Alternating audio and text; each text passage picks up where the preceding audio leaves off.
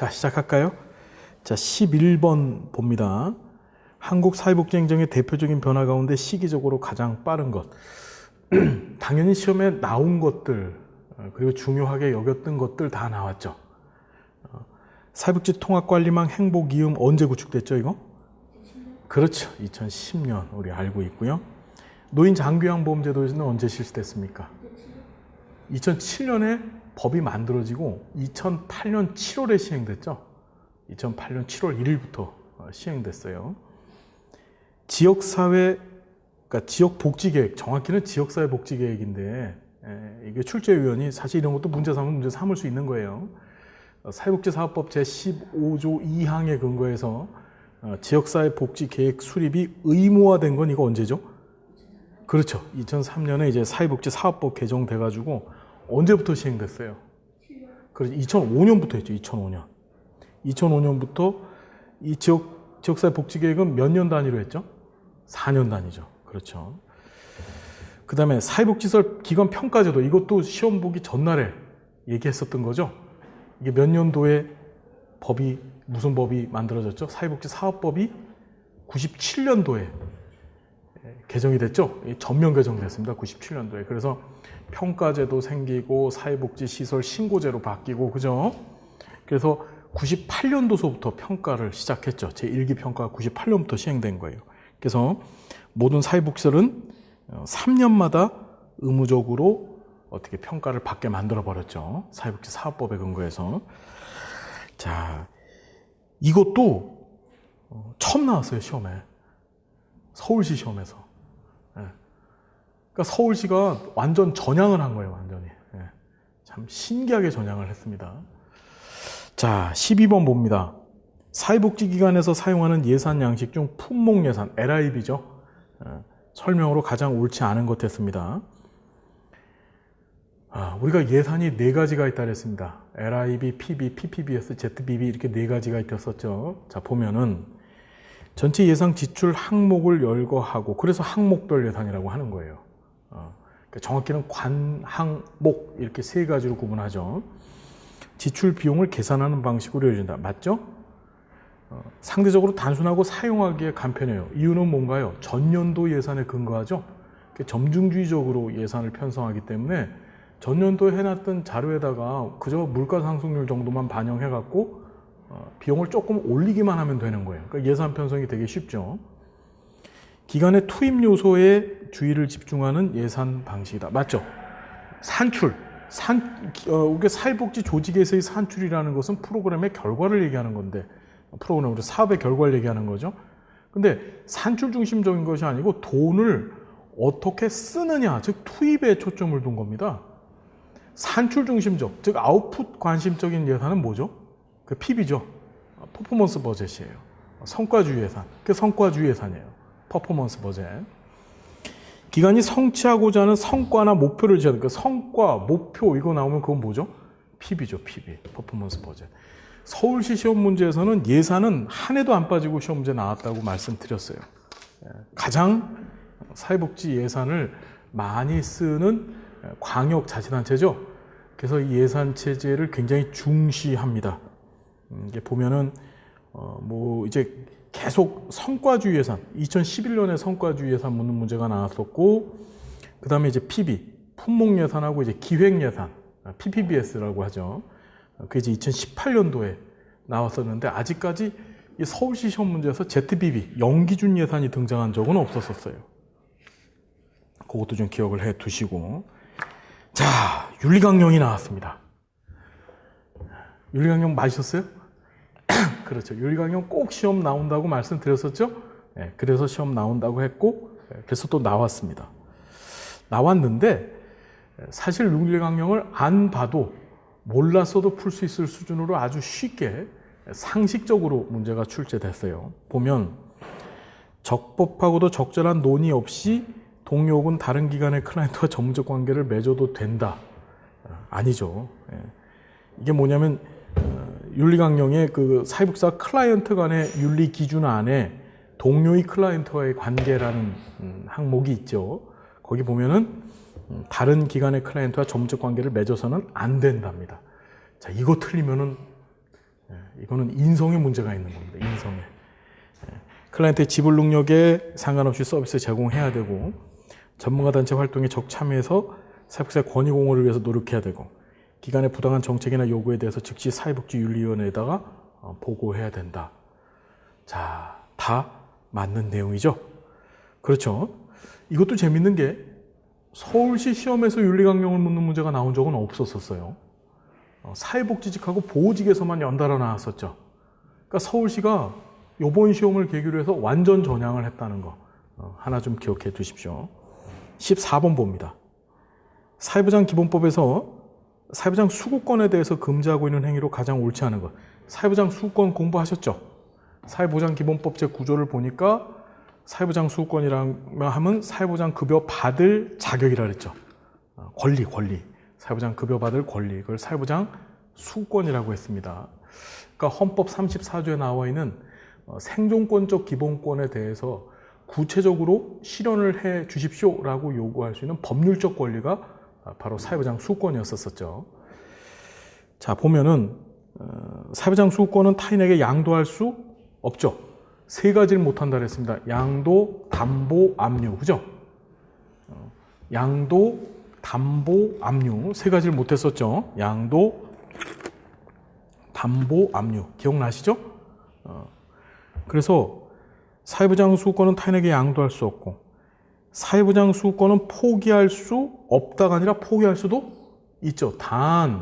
그러니까 서면에 의해서 포기할 수 있는데 포기를 취소할 수도 있었죠.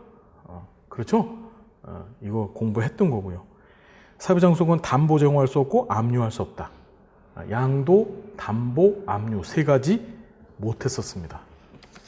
우리 사회보장기본법 제12조에 나와 있는 내용이죠. 그렇죠. 요 시험 문제도, 그러니까 이 사회보장기본법은 서울시 시험에서 매년 한 문제씩은 나왔습니다. 매년 한 문제씩은 나왔고, 2013년도에는 이제 뭐 사회보장위원회에 관한 문제가 한번 나왔었고, 2018년도에서 이제 우리 사회보장기본법 3조에 보면 용어의 정의가 나와 있죠. 사회적 위험이 뭐냐, 사회보험이 뭐고, 공공부조가 뭐고, 사회서비스가 뭐고, 이런 얘기들, 평생 사회안전망이 뭐고, 이걸 묻는 문제가 한번 나왔었다. 기억해 두시고. 자, 사례관리 과정. 자, 이것도 시험 문제 나온다고 얘기했었었죠. 점검, 모니터링이라고 하는 것이 등장하는 것이 이제 사례관리와 일반적인 사회복지 실천 과정의 차이점이라 그랬죠. 근데 점검은 언제? 개입한 다음에 점검하는 겁니다. 이건 과정평가 또는 형성평가라는 얘기 했었었죠. 이렇게 보면은, 사정, 기획이라는 게 이제 서비스 계획이죠. 서비스 계획을 세우는 걸 얘기하는 거고, 개입하고 점검하고 평가하는 거죠. 점검하고 개입하고 평가하는 게 아니라. 이거 맞추셨죠? 그래서 이것도 우리가 했었던 것이다. 맨 처음에 사정하고 계획하고 개입하고 점검하고 그 다음에 어떻게 평가하고. 그 사례관리 과정은 뭐가 없다 그랬습니까? 종결 과정이 없다 그랬죠. 종결을 두지 않는 이유는 뭡니까? 지속성 원칙 때문에 그렇죠. 계속 해야 되는 거예요. 지속성, 연속성. 그래서 한번 사례관리 대상자가 되면 그 클라이언트가 서비스에 대한 직접적 거부, 그러니까 자기결정권 존중에서 직접적 거부가 일어나지 않는 한 서비스를 지속적으로 제공해야 되기 때문에 종결 과정을 두지 않는 거예요. 이해가 되시죠? 자, 사례관리도 뭐 시험 문제 계속 나왔었던 거고 나온다고 얘기했던 것이 나와서 맞췄고요. 16번 좀 봅니다. 오류라고 했는데 이게 사회복지 조사론 문제예요. 자료 분석은 자료가 수집된 이후에 수집된 자료를 분석하고 해석하는 일이다. 맞죠? 우리가 사회복지 조사 과정이 있었었죠. 이 조사론이 상당히 범위는 광범위한데 문제는 한 문제씩을 내요. 그렇죠. 그래서 항상 이 조사론하고 인행사 공부를 하실 때는 용어는 꼭 제대로 알고 가셔야 돼요. 자, 우리 사회복지 조사의 과정이 뭔가요? 맨 처음에 뭘 했죠? 사회복지 조사 과정 맨 처음에 뭐 했습니까? 조사 문제가 나왔죠? 내가 뭘 연구할 건지 조사 문제를 설정하고 이 조사 문제 근거에서 뭐 했습니까? 가설을 설정했습니다. 그렇죠? 가설 설정했습니다. 내가 가설, 즉 인과 관계에 근거해서 어떤 것을 독립변수로 보고 어떤 것을 종속변수로 봐서 이런 독립변수가 이런 종속변수를 일으킬 것이다, 발생시킬 것이다 라고 하는 가정적 문장을 하나 세우죠. 그걸 가설 설정이라고 했었어요. 가설 예가 나오면 이건 양적 연구라고 얘기했었고, 가설 예가 나오면 연역적 방법이라고 얘기했었습니다. 기억하실 거예요. 그래서 가설이 설정되고 그 다음에 뭐 했죠? 조사 설계를 했죠. 내가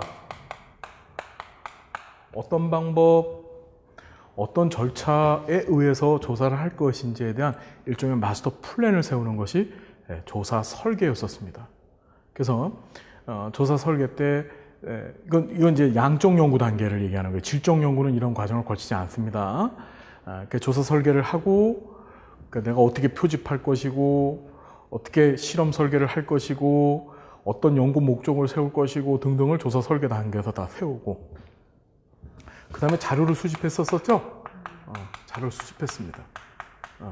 가설을 입증하기 위한 자료를 수집하고, 그 다음에 자료를 분석하죠.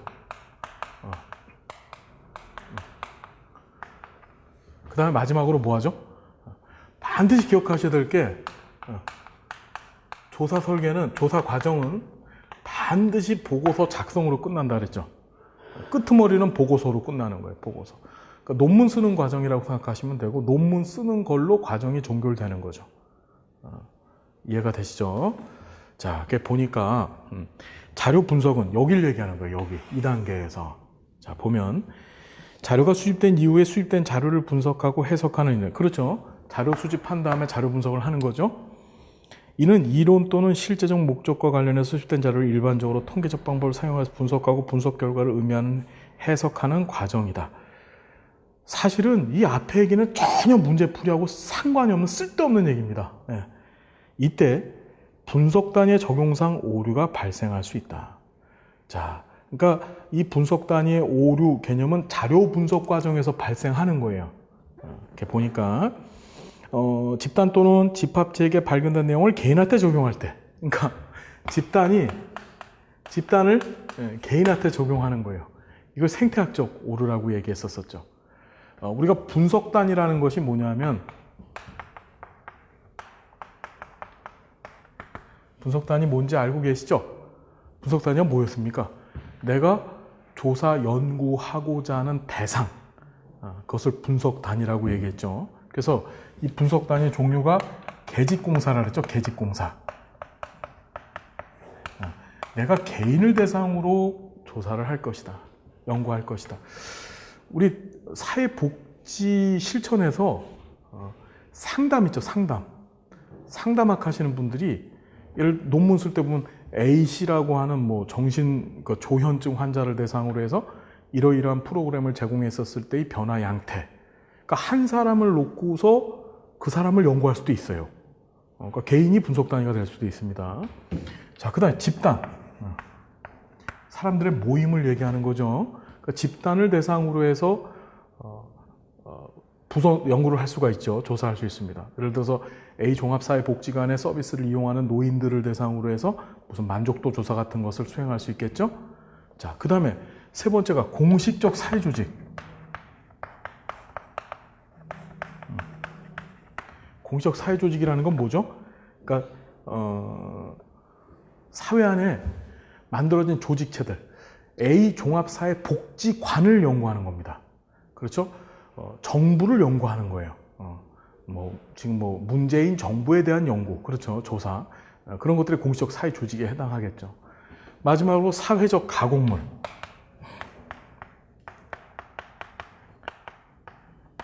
사회적 가공물이라는 것은 인간이 만들어 놓은 2차 자료.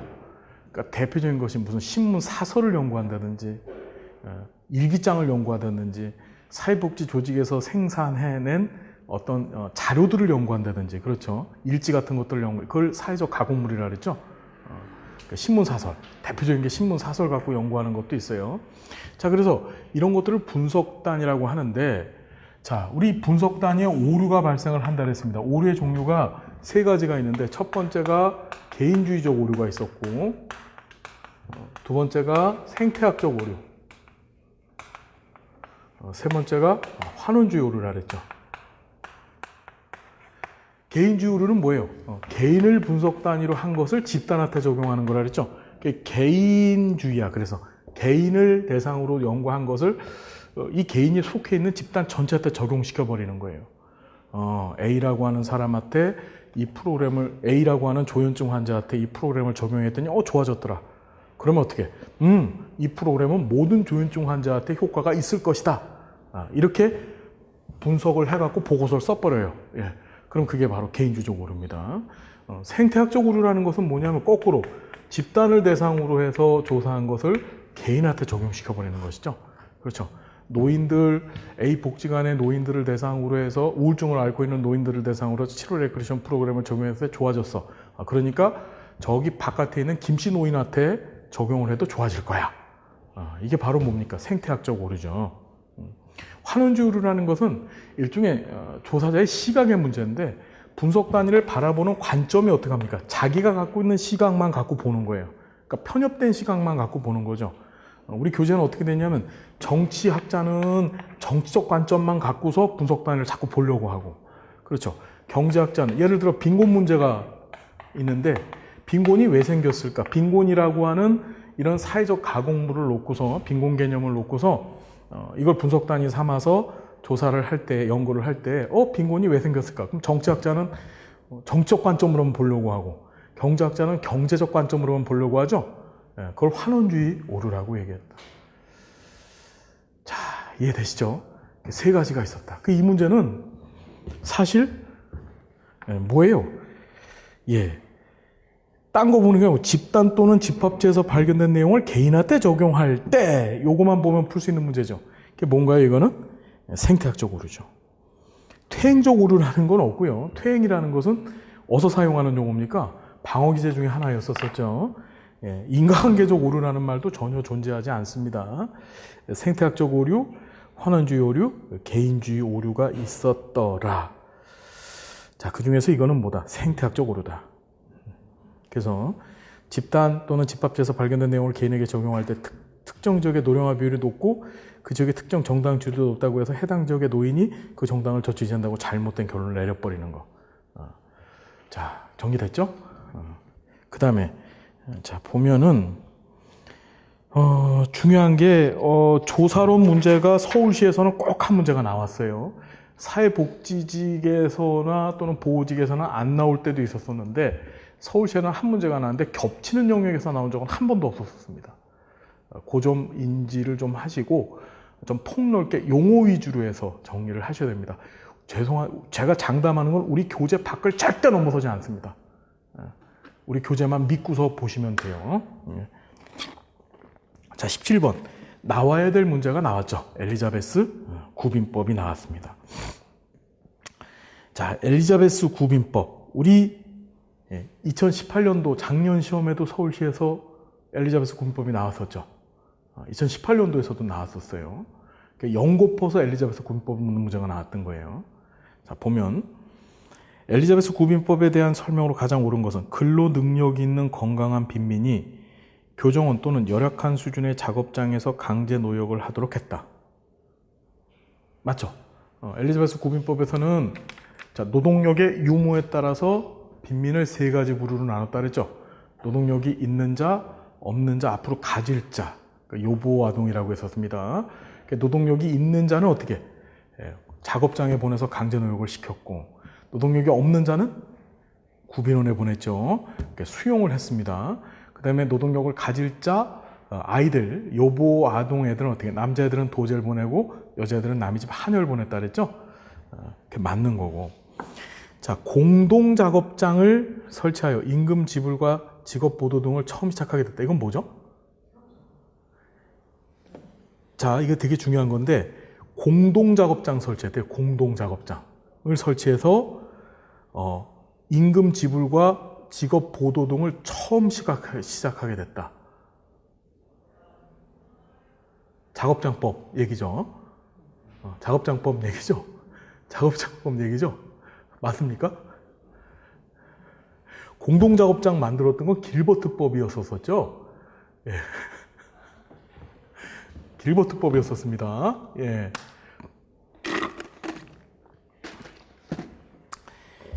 빈민의 도시 유입을 막기 위해서 농촌 노동력의 이동을 통제하는 제도는 뭐였죠? 그렇죠. 정주법. 1662년의 정주법 얘기고요. 저임금 노동자의 생활비를 위해서 임금 보조제도, 빈민 처우 개선 제도, 이건 뭐죠? 스핀햄랜드법이었죠. 1795년의 스핀햄랜드법. 그렇죠. 맞죠? 예. 그러니까 엘리자베스 구민법 나오는 게 당연했고 2018년에도 나왔었고 이번에도 나왔고 제가 장담합니다. 이번 사회복지직 보호직에서도 꼭 나올 겁니다. 자, 18번 봅니다.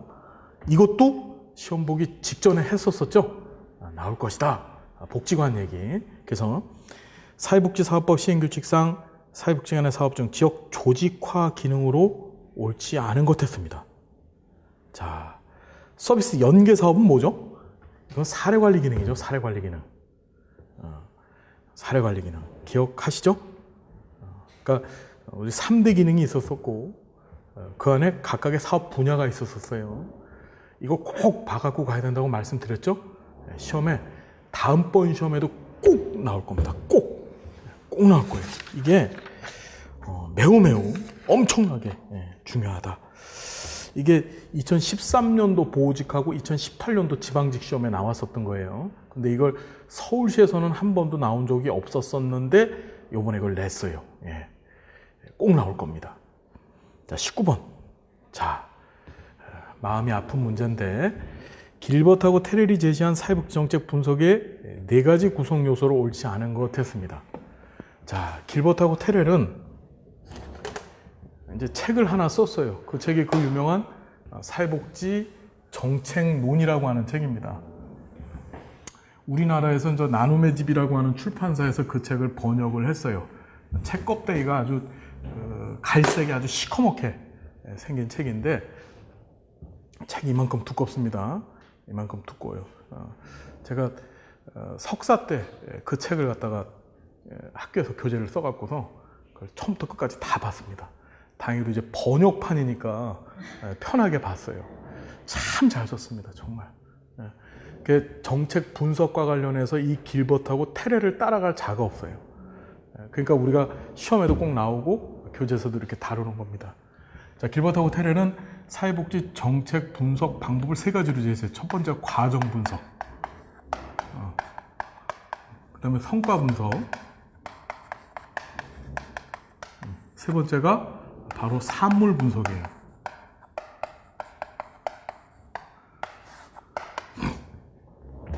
자, 과정 분석이라는 것은 국가가 사회복지 정책을 만들었잖아요. 그러면 왜 이걸 만들었냐 이겁니다. 왜 예를 들어 노인 장기 요양 보험 제도를 국가가 시행을 했는데 왜 이걸 시행할 수밖에 없었지? 그렇죠. 그래서 이 과정 분석이라는 것은 정책이 결정돼서 집행될 때까지의 과정. 우리 이 과정 분석도 공부를 했었어요. 어떻게 공부했었냐면은 우리 정책 형성 과정이 어떻게 돼? 맨 처음에 사회 문제가 발생하고 이것이 이슈화돼서 이것이 의제화되고 그 다음에 의제를 해결하기 위한 정책 대안이 만들어지고 여기서 정책 결정을 하고 그 다음에 그 정책을 집행하고 마지막으로 정책을 평가하는 이게 정책 과정이었었죠. 그렇죠. 그리고 여기서부터 시작해가지고 이 정책을 이 대안을 만드는 데까지 그렇죠. 여기를 우리가 뭐라 해야 되죠? 이거 정책 형성 과정이라 그랬죠. 형성 과정이라 했습니다. 정책을 결정하는 데까지가 정책 형성 과정이라 그랬죠. 그리고 집행하고 평가하는 과정 이렇게 두 덩어리로 나눠서 정책 과정이라고 얘기한다고 했었습니다.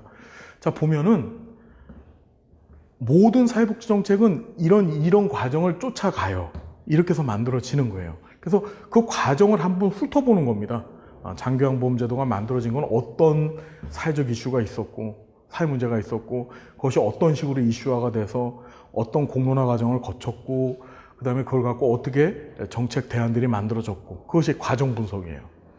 그 다음에 성과 분석이라는 것은 이건 우리가 다뤄보지 않았죠. 왜냐하면 정책의 영향성의 분석인데 정책을 집행하고 난 다음에 어떤 변화가 일어났는가 즉 정책이 원래 계획하고 예상했던 목표를 달성했는가 또는 그렇지 못했던가를 실증적으로 확인해 보는 게 그게 성과 분석이에요.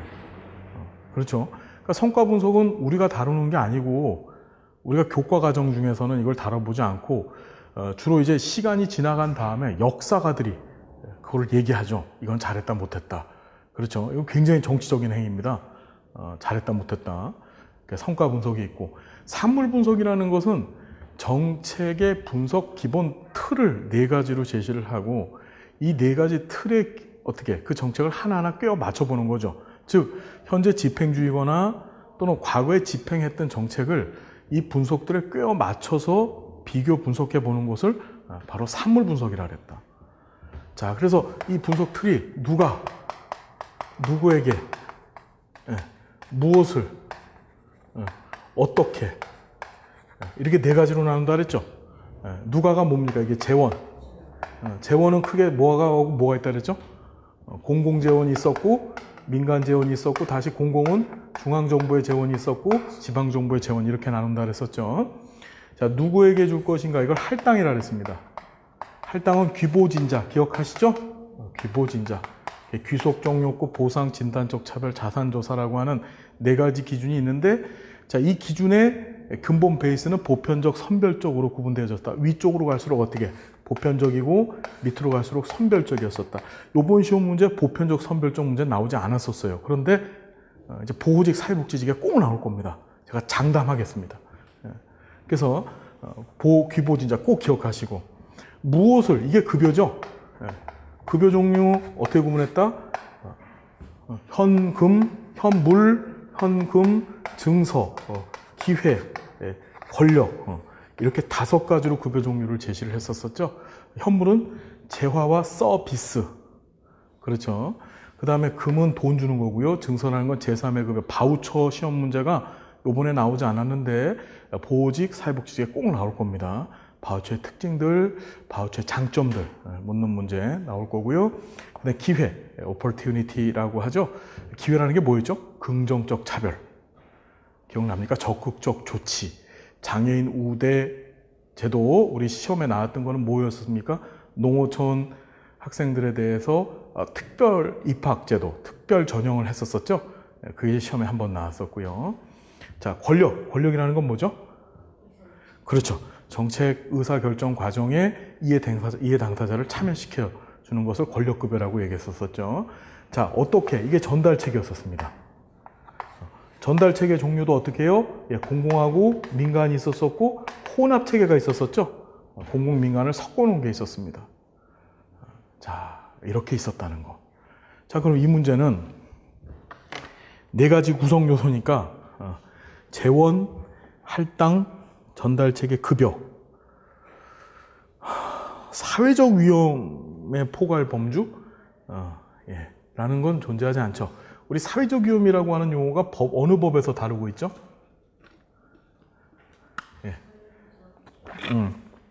사회보장기본법 제3조에서 8가지 사회적 위험을 규정하고 있죠. 그게 뭐였습니까?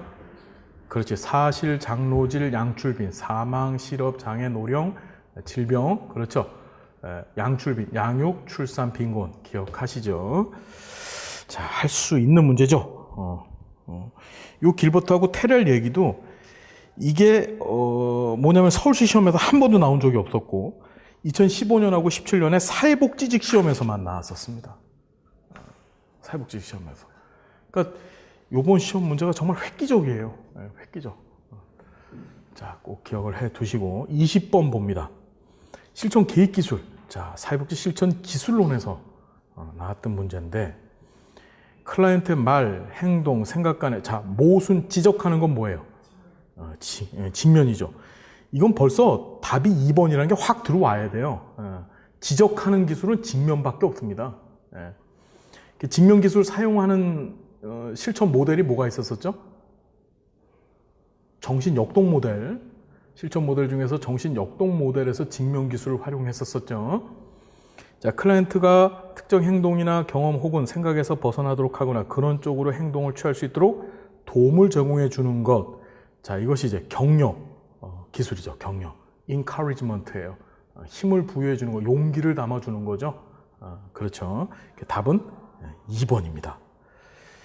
여기 보니까 재보증은 뭐였죠? 재보증? 그렇죠. 이게 정서적 안정기술이었었죠. 넌 할 수 있어. 그래서 클라이언트한테 자신감, 희망을 부여해 주는 거죠.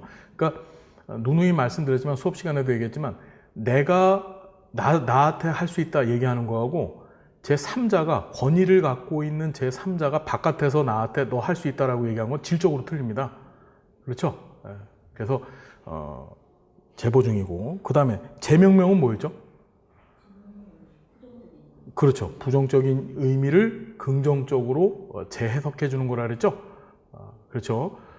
이름을 바꿔주는 거라 그랬습니다. 리프레이밍이에요. 기본 구조를 어떻게 바꿔주는 거죠.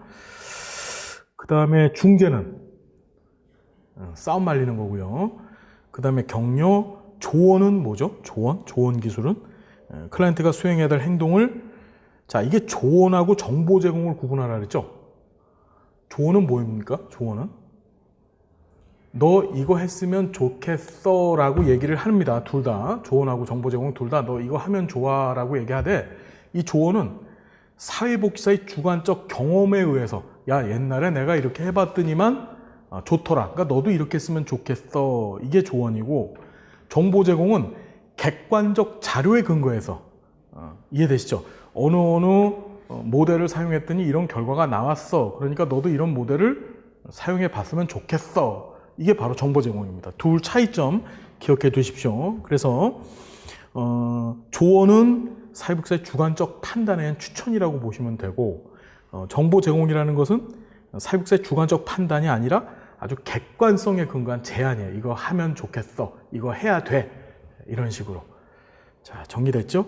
그래서 서울시 시험 문제에서는 이게 2011년에 이제 피드백, 직면, 재보증, 그 다음에 정보 제공, 재명명 이걸 묻는 문제가 나왔었거든요. 2011년에. 그리고 나서 한참 있다가 요번 2019년에 요 실천 계획 기술을 묻는 문제가 동일한 형태로 나왔던 겁니다. 자, 이렇게 해서 문제 다 풀어봤어요. 보니까 다 공부했었던 것들이죠. 제가 장담하건대 기본소득 외에는 교재 안에 100% 다 있었습니다. 그래서 그동안 공부하셨었던 내용들이 많이 반영이 돼서 나왔고 잘 보셨으리라고 확신이 됩니다. 수고 많으셨어요. 잠깐 쉬었다가 계속 진행하겠습니다.